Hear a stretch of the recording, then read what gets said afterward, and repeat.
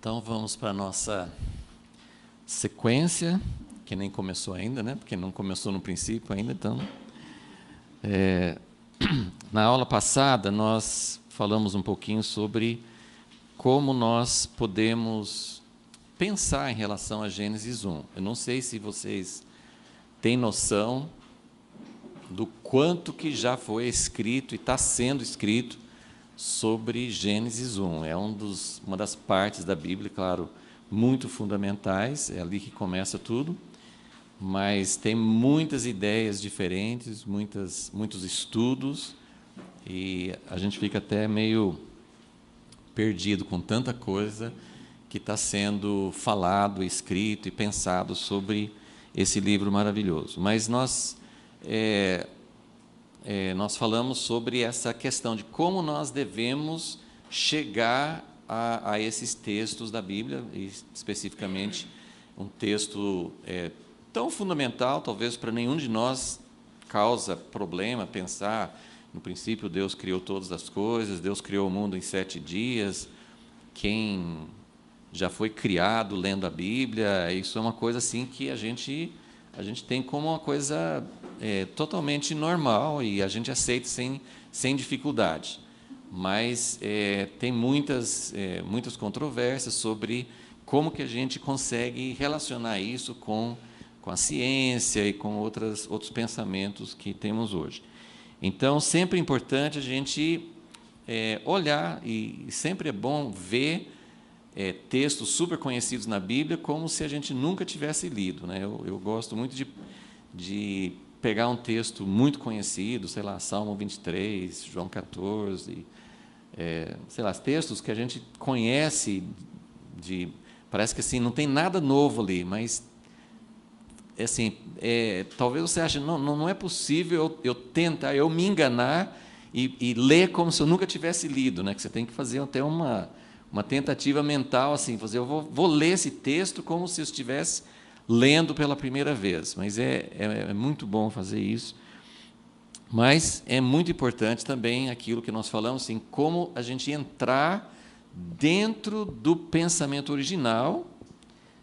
Não é muito fácil fazer isso, nós estamos distantes, pelo menos 3.500 anos por ali, né, desse escrito, né, de quando foi escrito.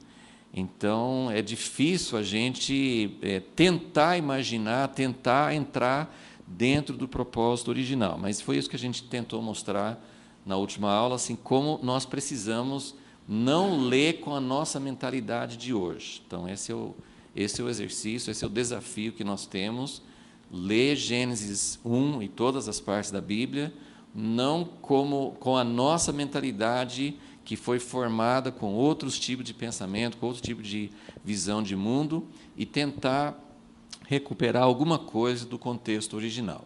Então, hoje nós queremos, assim, ainda não chegamos no princípio, mas vamos chegar hoje, se Deus quiser. Então, aqui, seguindo mais ou menos o roteiro do esboço, né, acho que mais fácil para vocês acompanharem, e a primeira parte é relativamente simples, né? Quem escreveu, acho que todo mundo sabe quem escreveu. Isso até isso os críticos ficam questionando. Será que Moisés escreveu mesmo? Claro que Moisés não esteve presente na criação do mundo, não esteve presente no dilúvio, mas é muito assim, é muito aceito e muito conhecido que Moisés pelo menos compilou, né? A gente não sabe até que ponto que ele recebeu algumas coisas, que como ele falava diretamente com Deus, a Bíblia fala que ele conversava com Deus como alguém conversa com um amigo. Então, Deus pode ter falado muita coisa com ele, mas provavelmente ele recebeu esses relatos, grande parte, a gente nunca vai saber, assim, até a gente encontrar com Jesus em primeiro lugar, mas acho que Moisés vai estar bem na fila ali para a gente conversar naquele dia e saber algumas coisas que a gente não sabe. Então, um dia a gente vai poder perguntar tudo que a gente tem vontade de saber sobre isso, mas nós não sabemos como que ele achou essa informação. Mas eu só queria colocar assim, para a gente entender qual o propósito de Gênesis 1 e de todos esses relatos, então Vamos só assim acompanhar essa sequência, porque é importante para a gente colocar um alicerce. Então, quem escreveu foi Moisés, ok? São 5 livros do Pentateuco. Então, a partir de Êxodo, já é do tempo de Moisés. Então, não tem muita dificuldade de você imaginar Moisés relatando a sarça ardente, todas as experiências dele com todo o povo ali. Agora, nós temos certeza que Gênesis foi escrito por ele? Uma das indicações, que eu acho que faz muito sentido, é que Gênesis faz uma sequência exata para Êxodo. Então, quando você começa o livro você termina Gênesis com o povo no Egito, ali, com José e todos os descendentes de Jacó no Egito. Gênesis termina ali, e Êxodo começa com um intervalo de tempo, assim, passaram-se alguns anos, o povo se multiplicou, mas o livro de Êxodo é uma sequência perfeita. Então, isso é um dos indícios claros de que realmente foi o mesmo autor, né? Porque a sequência é muito, muito clara. Então, quem escreveu? Moisés. Por que eu estou querendo fixar isso? Para a gente entender as próximas perguntas. Então, a próxima pergunta é: para quem ele escreveu? Para quem? Moisés escreveu. Ele escreveu para quem? Quais seriam os leitores? Ele estava escrevendo isso para o benefício de quem? Do povo, né? Ele que foi aquele que tirou o povo do Egito e tal. Então, ele escreveu, nós não sabemos exatamente em que momento. Uma boa ideia, né? Uma boa sugestão de quando, é a próxima, né? A letra C, né? Para quem, né, e quando são, as 3 perguntas são muito interligadas. Ele escreveu para o povo de Israel, porque eles estavam saindo da terra do Egito e eles foram para o deserto, foram no Monte Sinai, eles, né, foram para receber a aliança, fazer uma aliança com Deus, recebeu a lei e tudo. Tinha uma grande preparação para poder entrar na Terra Prometida. Eles tinham uma herança, um legado antes disso. O próprio Moisés foi criado, apesar de não ser criado junto com os pais, mas ele recebeu, a gente nem sabe direito como é que Moisés recebeu toda a instrução, como é que ele sabia de tudo sobre Abraão, Isaac e Jacó. Ele recebeu isso nas visitas, a mãe dele, sei lá, quando que Moisés recebeu toda a instrução, já que ele foi criado pela filha de Faraó. Mas o povo, o que eu quero dizer assim, o povo no Egito, eles tinham um legado, né? Mas tinha muita coisa que Deus queria fazer na vida deles para prepará-los para entrar na Terra Prometida. Então, lembra que houve 40 anos no deserto. E em muitos momentos eles ficaram, a gente não tem o relato dia por dia, ano por ano, dos 40 anos, né, nos livros, né, de Êxodo, Números, né, Levítico, que não tem muito história, né, mas Êxodo e Números, a gente não sabe muita coisa sobre esses, vamos dizer assim, esses 38 anos. A gente tem relato do primeiro ano, do tempo no Monte Sinai. Depois, alguns meses depois, quando eles foram, era hora de entrar na Terra Prometida, mandaram os espias, e aí 10 espias acharam que não dava para entrar, o povo desanimou, e a partir daí Deus falou assim: vocês vão completar 40 anos no deserto. Então, ali tem um espação ali que não tem praticamente registro histórico nenhum. Depois, lá para o 40º ano, o último ano, aí tem vários relatos, tem Balaão, tem algumas batalhas, tem várias coisas que aconteceram no último ano, antes de entrar na Terra Prometida. Então, a gente tem informações do primeiro ano, uma parte do segundo e no último ano. Então, nós temos 37 e alguma coisa, 37 anos, que a gente não tem relato nenhum. Acho que era um bom tempo para Moisés escrever, né? Bastante coisa, tanto Gênesis como os outros livros, ele, né, tinha bastante tempo ali, né, para poder escrever. Então, quem foi Moisés? Para quem o povo de Israel? E quando que ele escreveu? Em algum momento. Essa ideia dos 40 anos é uma suposição, né?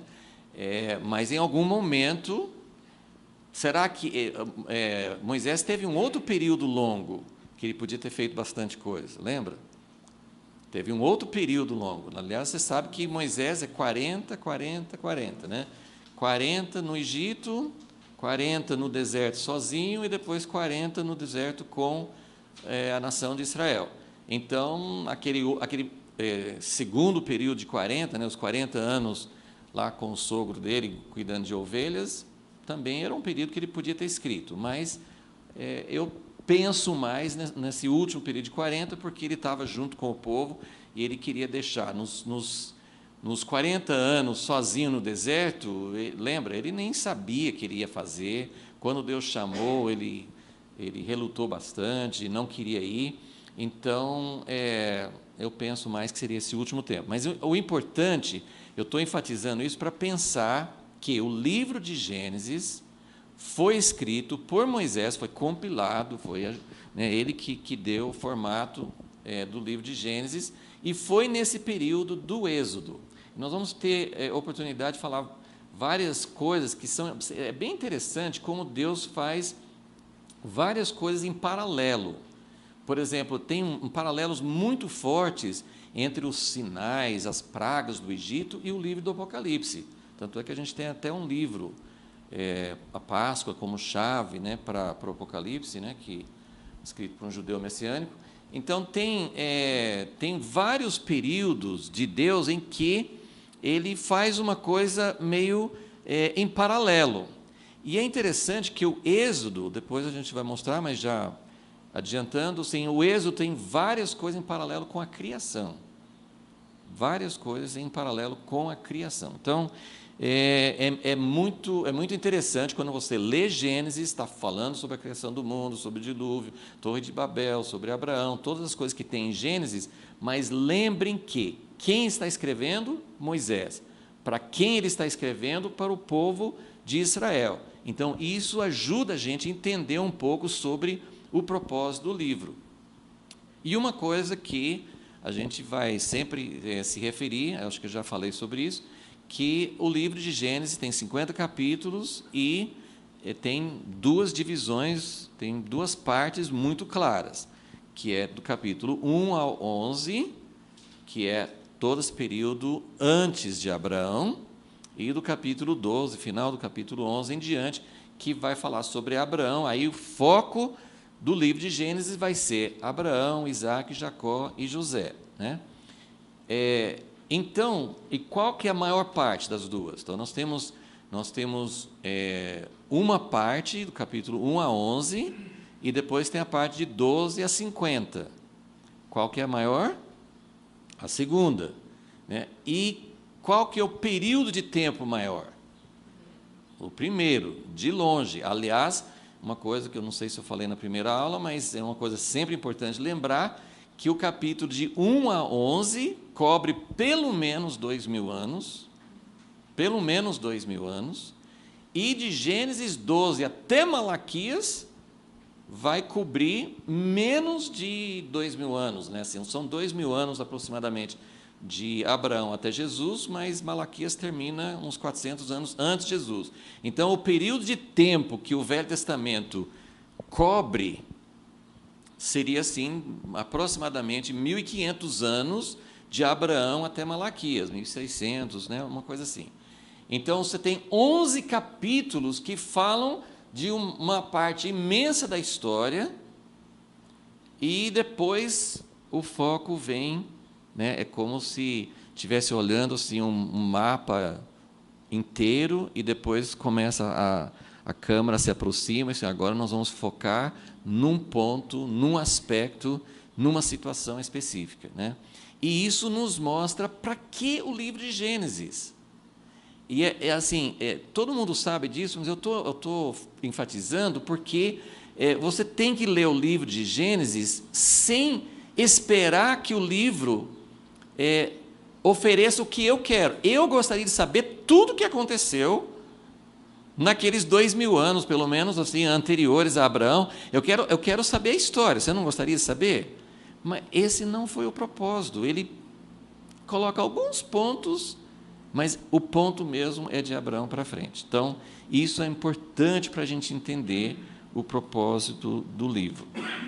Então, deu para entender? Assim, esse é o nosso contexto. É Moisés escrevendo, ele compilando aquilo, já existia ou em forma escrita ou em forma oral, mas ele compilou, mas o foco dele é que, assim, ele está pegando um povo que tem identidade, eles não se misturaram com os egípcios, nem podiam, eles eram escravos, então eles tinham uma identidade, eles eram um povo, eles sabiam que eram descendentes de Abraão, Isaque e Jacó, mas eles eram escravos, eles não tinham uma maneira de cultuar a Deus, Deus nem tinha falado sobre isso ainda.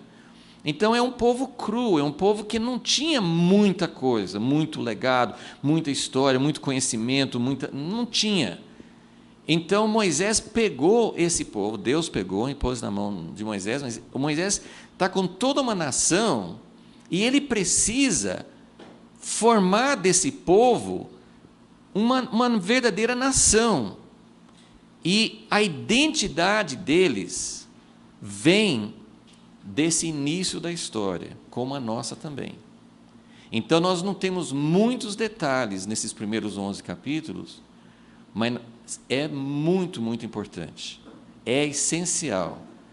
A nossa identidade, eu falei sobre isso na aula passada, né? Uma pessoa que, de repente, descobre que foi uma pessoa adotada, sei lá, assim, uma pessoa que não sabe da sua história, ou está num outro país. Quantas pessoas descobrem? Só uma coisa que está acontecendo bastante no nosso tempo em relação a judeus, muita gente está descobrindo que tem ascendência dos judeus que foram perseguidos em Portugal, Espanha, né?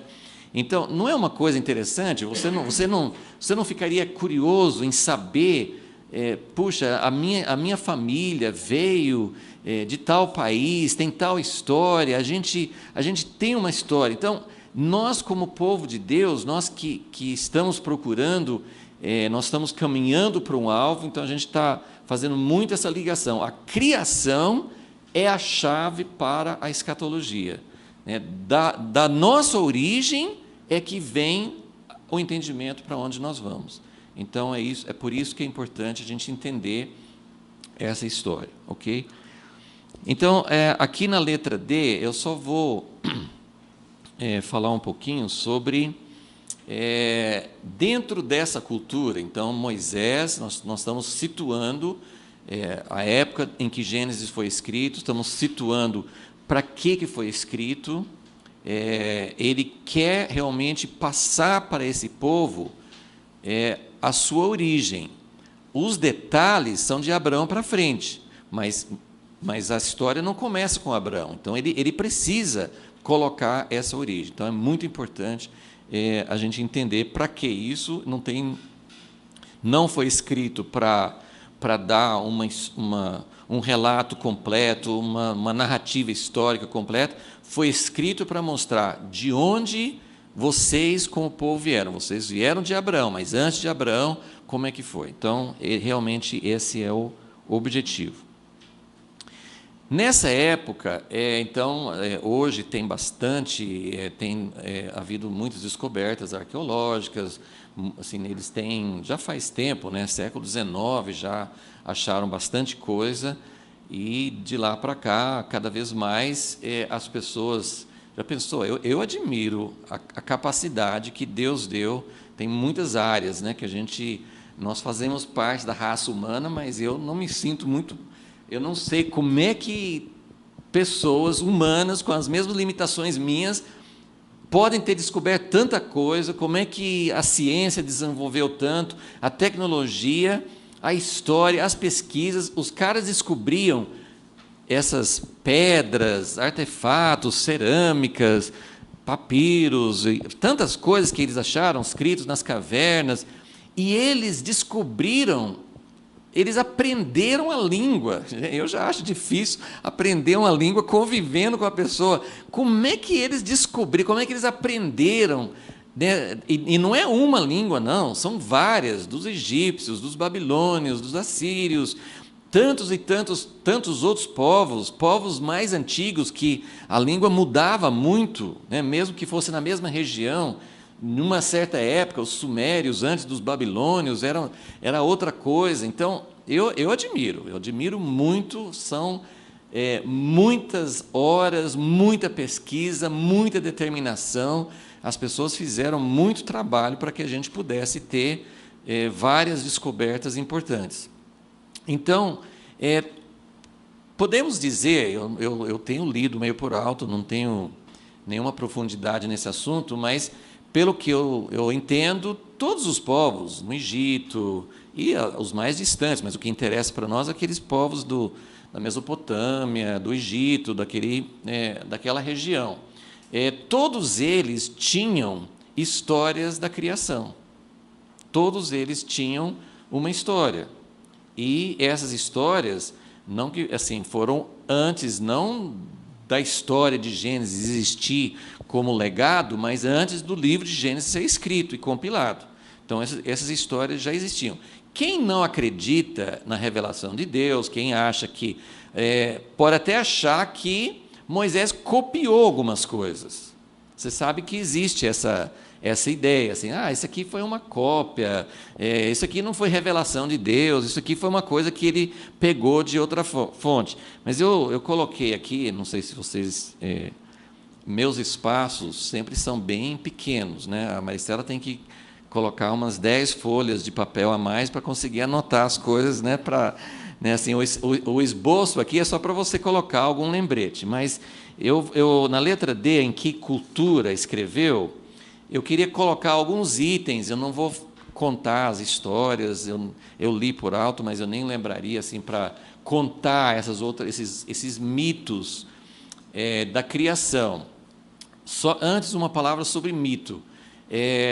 Muitas pessoas, na hora de estudar, consideram que Gênesis 1, Gênesis 2 são mitos também.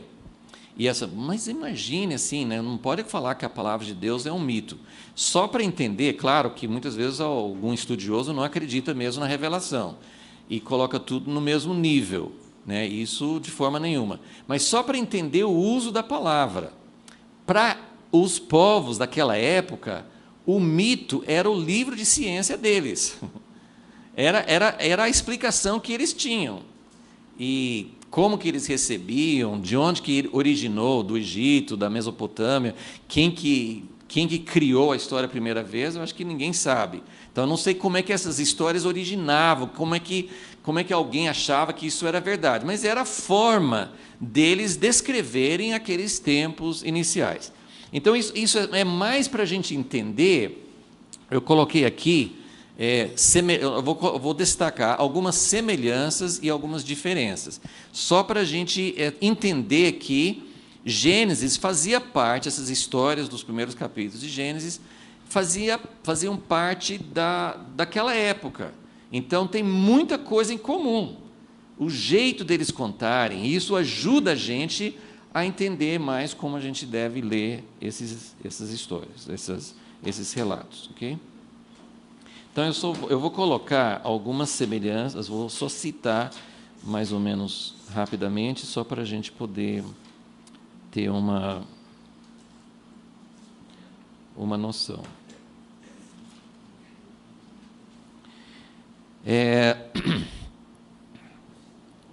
Semelhanças, ok? Semelhanças primeiro.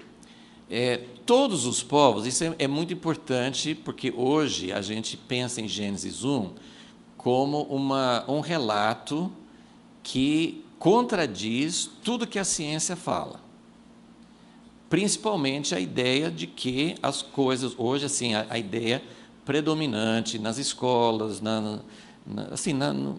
nos meios acadêmicos e nos meios assim, intelectuais, todas as pessoas assim, que dão muita importância para conhecimento, eles começam assim, mesmo as pessoas que creem em Deus, que creem na Bíblia, às vezes eles colocam Gênesis 1, 2 e 3, esses primeiros capítulos, como isso aí, acho que, né, isso não é verdade, isso aí é só um mito, né?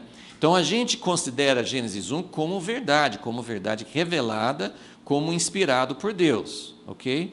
Mas, quando a gente usa Gênesis 1 para argumentar contra aqueles que pensam que tudo aconteceu por acaso, sem nenhuma ação divina, ou talvez teve uma ação divina na hora de apertar o botão, né?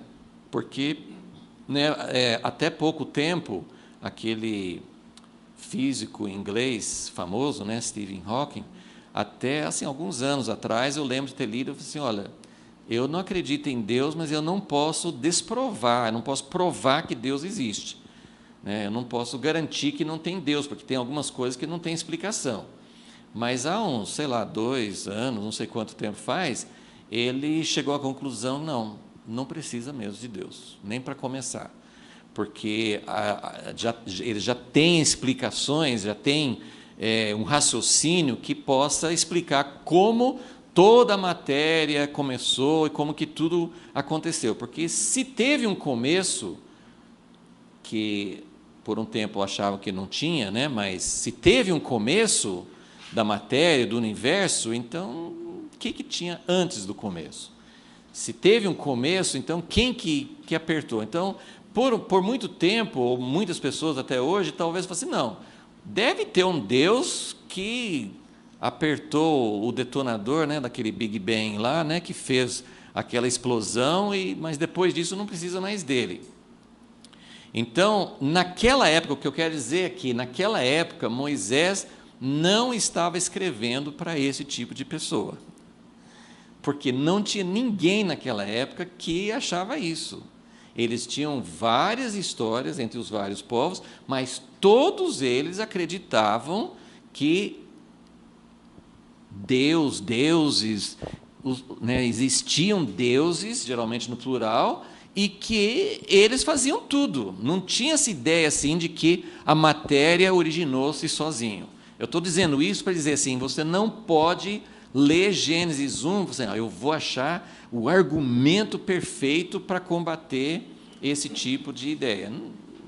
A audiência, o público dele não tinha essa ideia, ele nem estava escrevendo tanto, né, como eu falei assim, ele estava escrevendo para o povo de Israel, mas não era essa a ideia. Então, ideias em comum é que todos eles falavam de poderes, nós chamaríamos de sobrenaturais, mas eles nem usavam essa expressão sobrenatural, porque para eles era o envolvimento das divindades era constante, eles viam deuses na natureza, eles viam, para eles isso era normal, não era uma exceção ter uma intervenção divina em algum momento presente ou no passado, tá?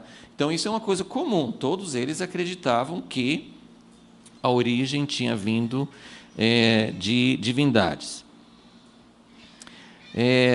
Agora, outra coisa que é bem comum entre as histórias é que eles não tinham esse pensamento nosso, claro que a gente não está dentro da cabeça deles para saber exatamente o que eles pensavam, quais eram as perguntas, mas pelos relatos, e por isso que é interessante ler essas outras histórias, esses outros mitos. Por quê? Porque você começa a entrar um pouco mais na mentalidade daquela época. E uma das coisas assim, que a gente não acha neles então, tinha uma época que não tinha universo, não tinha matéria, e tinha um Deus ou deuses, e eles criaram do nada. Não tem essa explicação em nenhuma das histórias. Vocês entenderam o que é a questão? Assim, nós vamos chegar nisso, eu estou prometendo, nós vamos chegar no princípio, né? Nesse princípio do livro de Gênesis, a preocupação deles não era a preocupação nossa. A minha preocupação então, não tinha nada, Deus criou a matéria do nada, como é que foi? Ele criou com uma explosão, sem explosão? O que aconteceu para dar início a tudo? Quando eles falam princípio, quando eles contam a história, eles sempre partem, olha só que interessante, mais ou menos do mesmo ponto de Gênesis. Qual que é o ponto de Gênesis? Tudo bem, num princípio Deus criou os céus e a terra, mas e depois? O que conta depois? Que a terra era sem forma, vazia, cheia de água, escuro, né? E é super interessante que quase todas as outras histórias daquela época começam com esse mesmo cenário, o mesmo cenário. Eu não estou dizendo que um copiou do outro. Aliás, vocês já ouviram falar que tem muitos povos, eu li esses dias, que tem pelo menos 200 relatos do dilúvio, contando assim, de povos diferentes. Não um povo com 100 relatos, né? Mas 200 relatos de lugares diferentes. 200 relatos de um dilúvio. Agora, de onde que veio? Os relatos não batem com o relato da Bíblia, né? O jeito que conta. Mas de onde que vieram esses relatos? Não pode ser que realmente houve um dilúvio, como nós cremos, né, na Bíblia. Houve um dilúvio e essas ideias foram passadas de geração para geração. Então, muita coisa que é semelhante entre a história da Bíblia e as outras histórias pode ter uma origem comum, que os outros povos também contavam essas coisas. Então, quais são as semelhanças? Todos criam numa causa, na divindade, eles não criam nas coisas por acaso. Eles não falavam assim de uma origem que seria a nossa ideia moderna, de uma origem da matéria, não falavam sobre isso, mas a maioria colocava uma coisa em comum, esse cenário de abismo, assim, não tem vida, mas tem matéria, tem a terra, tem água, tem escuridão, não tem luz. Então, esse cenário do versículo 2 é muito comum nas outras histórias. Ok, teriam várias outras coisas, mas eu vou ficar assim, de semelhança, eu vou deixar assim. Então, quais eram as coisas diferentes? Tem uma outra folha que eu entreguei para vocês, que é aquela tabela, né? Que tem um monte de comparações entre as ideias de outros povos e as ideias, as revelações de Deus, né?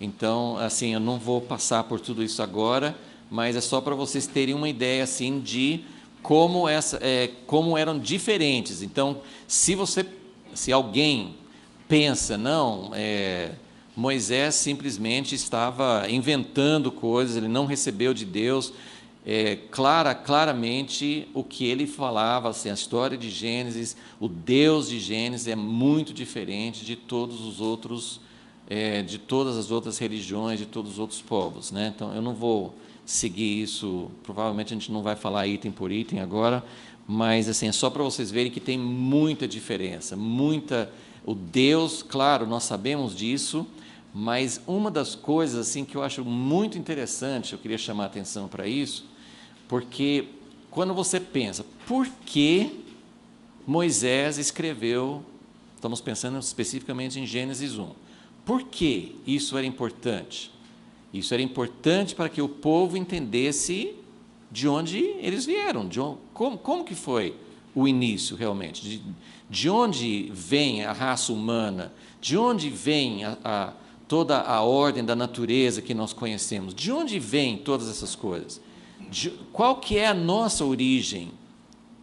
Então, ele estava escrevendo para isso, ele estava escrevendo para passar essa visão para eles, porque isso faz parte da nossa identidade, isso faz parte de entendermos quem nós somos. Mas claro que uma das coisas, em vários outros lugares na Bíblia, Deus é comparado, né, talvez um dos melhores lugares é Isaías, né? Isaías do capítulo 40 para frente, tem muitas comparações entre o Deus verdadeiro e os outros deuses. E tem isso em outros lugares, tem em Salmos, tem muitos outros lugares. Mas é interessante que Moisés, que foi criado dentro da cultura egípcia, que conhecia todas aquelas ideias erradas sobre Deus e sobre a origem, sobre quem são, e aí se você, olhando essa tabela, assim, o que os deuses exigiam, o que eles pensavam dos deuses, então essa tabela ajuda muito assim a pensar, Moisés foi criado nessa coluna aí dos outros deuses. Ele foi criado assim.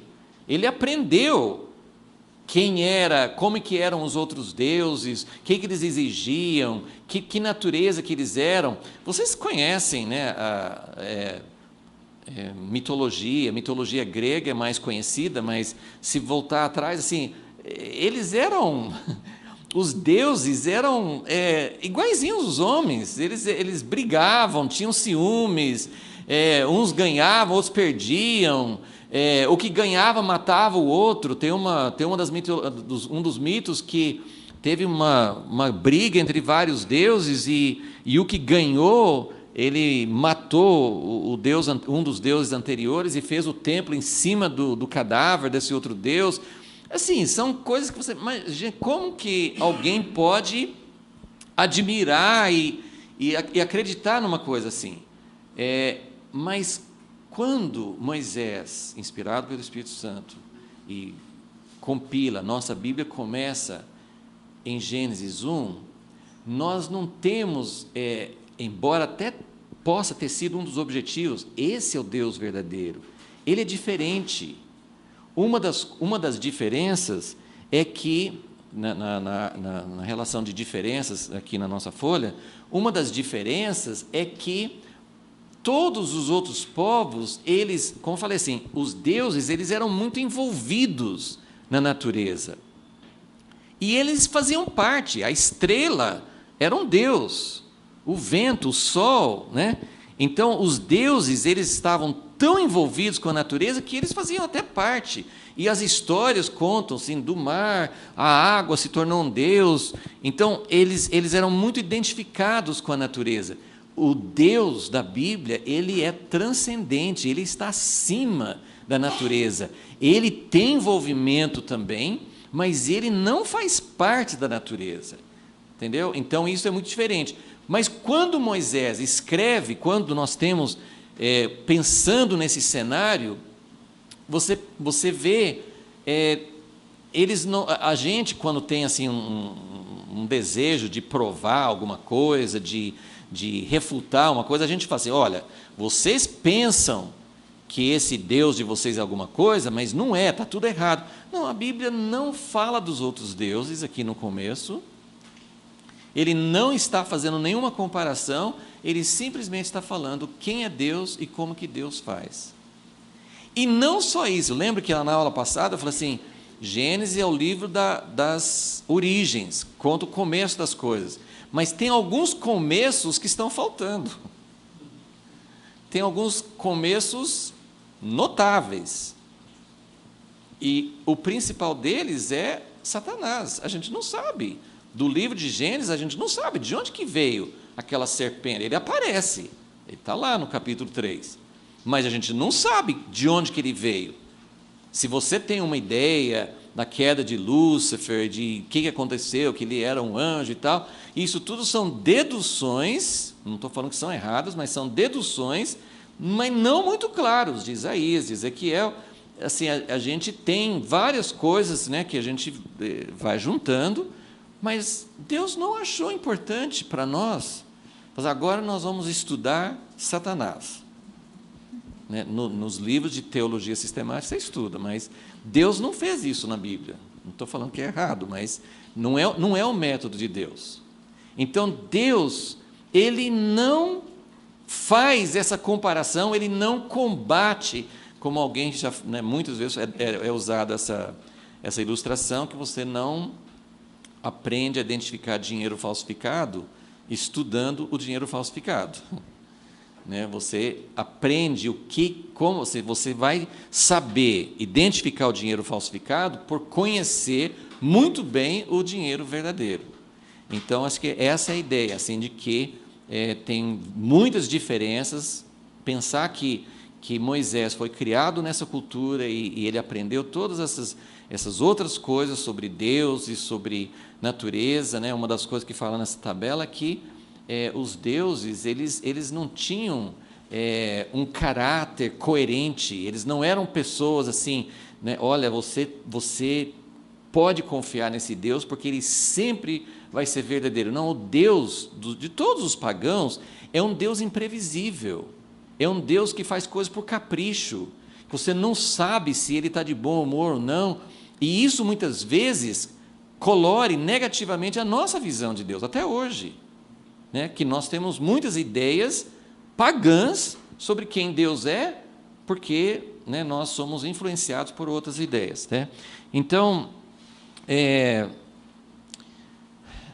uma das coisas, então, diferenças, vamos só citar algumas, né? Os pagãos, os deuses eram muito identificados com a natureza, né? Diferentemente de Deus, o Deus verdadeiro, que é transcendente. Outra coisa que tem, não em todas as histórias de outros povos, mas em muitas, além de, assim, só o fato assim, de que tem muitos deuses, né, e nosso Deus é um só, claro que isso é uma grande diferença, mas no Egito eles tinham vários deuses, mas tinha um Deus que era realmente aquele que criava as coisas, né? Então, eu não coloquei nas semelhanças, mas uma das coisas que tem, eu acho que numa história egípcia, é criação simplesmente pela palavra. Isso tem numa das histórias, não era muito comum, mas era uma coisa que tinha. Mas, além de ter vários deuses, eles tinham muitas guerras, muitas brigas entre os deuses. E tem uma grande guerra na Bíblia também. Então, a gente sabe que existe uma grande guerra, como eu falei, com Satanás. Mas essa guerra não tem nada a ver, não é explicado aqui na criação. Nós não somos apresentados a nenhuma guerra, nós não somos apresentados a Satanás na história da criação. Então, isso é muito significativo, né, de que Deus criou, porque Ele tinha um propósito para criar, Ele não criou para conseguir vencer, para ter muitos escravos, para poder vencer o rival dele, né? Assim, Deus criou porque Ele tinha um plano e queria criar. Então, essa diferença é muito importante, ok? Outra grande diferença é que nas outras mitologias, o homem surgia meio que, às vezes, assim, não foi assim um ato consciente, né? Tem uma história que os homens eram até um estorvo para os deuses, e daí depois os deuses resolvem colocar essa humanidade como escravo deles. Então, os homens, né, nessa tabela maior, tem um item lá que fala de onde que vem a dignidade do homem. Na Bíblia vem porque ele é criado na imagem de Deus e com uma função relevante, com uma função muito digna, que Deus criou o homem para governar, para ser corregente com ele. Então, isso é a dignidade que Deus dá. Não tem essa dignidade em nenhuma das outras histórias mitológicas, né? Ok? Então, temos aí várias situações aí que ajudam a gente a entender. E eu só queria, assim, na letra, assim, então, só uma coisa bem superficial, mas mais para vocês entenderem que Moisés, ele escreveu esse relato. Quando eu falo, eu vou sempre falar assim, Moisés escreveu, mas sempre lembrando que Moisés pode muito bem ter recebido esses relatos já prontos, ou oralmente, ou até escrito, né? Então, eu estou falando escrever no sentido de compilar, de ajuntar.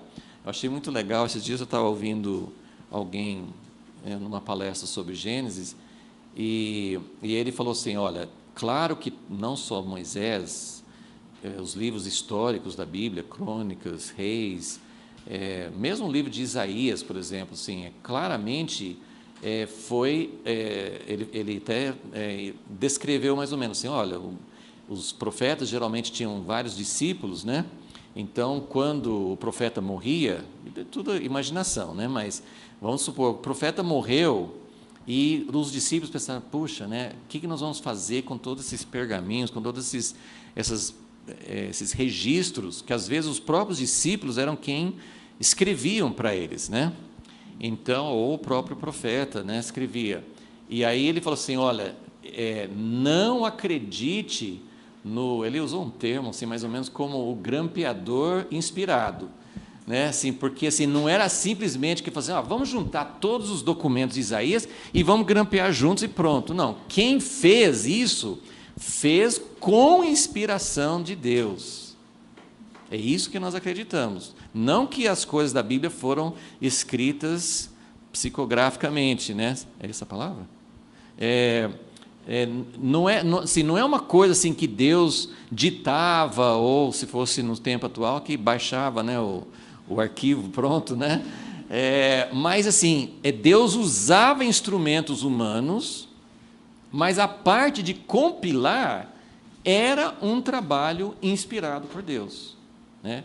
Então, isso que Moisés fez no livro de Gênesis. Então, se Moisés realmente escreveu, compilou, juntou esses documentos, ele fez com um propósito, e o propósito que Deus queria para aquela época. Então, na letra E, eu só queria meditar rapidamente, nós estamos terminando o nosso primeiro período, mas eu queria só pensar com vocês um pouquinho sobre essa ideia. Até coloquei aqui Gênesis como protótipo de todo o restante das Escrituras, porque todas as Escrituras, nem todas, assim, cada livro, né, o livro de Salmos, por exemplo, é uma compilação. Alguém ajuntou salmos escritos por várias pessoas em épocas diferentes, né, e outras coisas, sim, livros do Novo Testamento são bem mais específicos. Paulo escreveu uma carta e ficou a carta escrita por ele, mas toda a Bíblia, assim como Gênesis, toda a Bíblia foi falado, foi escrito para alguém, como nós fizemos essas perguntas hoje. Por quem? Às vezes não tem livros que a gente não sabe por quem, mas cada livro foi escrito por alguém, visando alguém específico, uma época específica. Então, eu coloquei aqui, a Escritura, ela é específica, e pus entre aspas, limitado. Por que limitado? Porque é limitado no sentido, sim, Gênesis 1, Deus não falou, Moisés, escreva algo que vai valer para o século 21. Nós vamos colocar uma coisa que vai bater cientificamente com o conhecimento do século 21. Não, Deus não fez isso. Deus inspirou Moisés a escrever algo para aquele povo naquela época. Então, tem uma limitação. Qual que é a limitação? A limitação do conhecimento deles. Era uma coisa que era especificamente... Agora, o milagre da Bíblia eu não posso esperar que Gênesis 1 explique a ciência do século 21 para mim, mas é interessante também que a Bíblia, Deus inspirou de tal forma que ela não contradiz nada. Então, ela não é uma explicação científica da origem do mundo, mas, ao mesmo tempo, é algo que você pode ler e não ter nenhum conflito. Você não precisa ter nenhum conflito com conhecimentos atuais, porque ele não colocou nesses termos, né? Nós não devemos tentar fazer com que a Bíblia seja algo que não é. Então, eu não sei se vai ficar claro esse pensamento, nem na minha mente nem está tão claro assim também. Assim, mas é algo que eu estou buscando entender, que a Bíblia, cada parte da Bíblia foi escrita numa época específica, para um povo específico, com um propósito específico.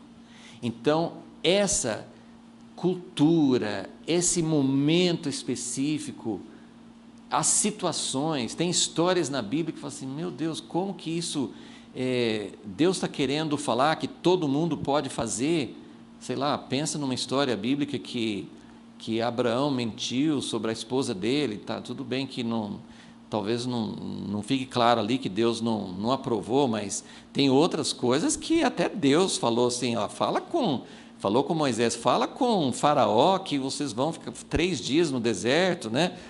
Nossa, Deus falou com Moisés para contar uma mentira? Então, tem situações que a gente fala assim, como que é isso? tinha muitas mulheres, enfim, tem muitas situações culturalmente específicas. Então, isso traz uma limitação. É algo que, para a gente receber o conteúdo, para a gente receber o recado de Deus, eu preciso, como expliquei na aula passada, eu preciso entrar dentro daquela cultura, pelo menos em parte, para entender como que era, o que ele estava querendo dizer. Então, isso pode passar, mas então a Bíblia é ultrapassada, porque tem muita coisa específica, muita coisa limitada, e não tem mais validade. Não, Deus colocou de tal forma que a história que Moisés registrou sobre a criação, nós não esperamos que tenha detalhes científicos que nós queremos saber hoje, mas é algo que vale para nós, a gente só precisa entender dentro dos moldes, das limitações que teve. Então, por isso que tem, número 1 é específico e limitado, porque tem as limitações da cultura, tem as limitações do propósito daquele momento, mas, ao mesmo tempo, essa mesma palavra, se eu consigo receber do jeito que ela foi dada, ela é abrangente e universal, porque o que ele escreveu vale para nós até hoje. Eu não sei se vocês ficam admirados, eu fico assim, isso para mim é tremendo, que Deus escolheu usar pessoas limitadas, pessoas que tinham conhecimento de todas as pessoas da época deles, e Deus podia revelar algo que tem uma mensagem. Então, isso que nós vamos tentar, com a ajuda de Deus, pegar em Gênesis 1.